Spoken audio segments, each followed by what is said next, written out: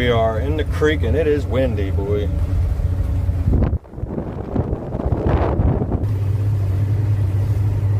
At least gust up to 30 at least.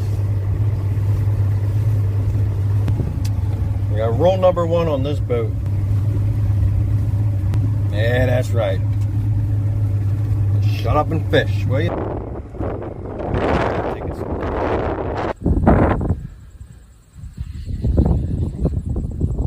Turn around.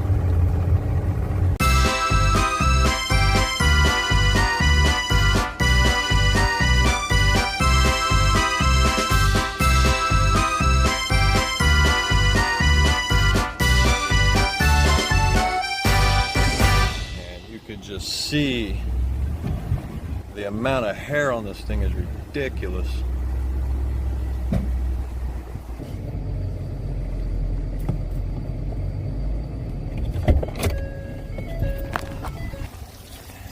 And that right there, folks, is why you want to keep your boat painted every year.